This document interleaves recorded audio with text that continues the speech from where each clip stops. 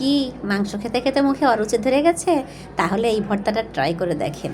টক টক ঝাল ঝাল এই ভর্তাটা খেতে কিন্তু অসাধারণ হয়।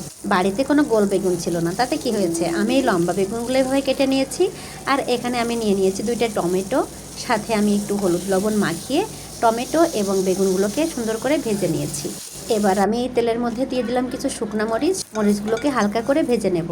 এই ভর্তাটার সাথে শুকনো মরিচের ফ্লেভার কিন্তু অনেক ভালো লাগে। এখানে আমি কিছু কাঁচামরিচও ইউজ করেছি। কাঁচামরিচ, পেঁয়াজ, রসুনগুলোকে একটু হালকা করে ভেজে নিয়েছি। এখন আমি টমেটোর খোসাটাকে ছাড়িয়ে নিচ্ছি। এবার একটা ভর্তা পিশনির উপর নিয়ে নিলাম সেই মরিচ পেঁয়াজগুলো।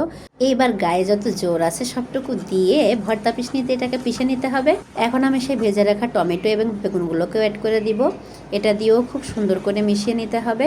আমি জানি এটা অনেকেই ট্রাই করেছেন, তবে যারা ট্রাই করেননি একবার হলেও এটা খেয়ে দেখবেন, আসলেই অনেক মজা লাগে খেতে। আর সেদিন একটু ভাত কিন্তু বেশি রান্না করবেন, কেমন?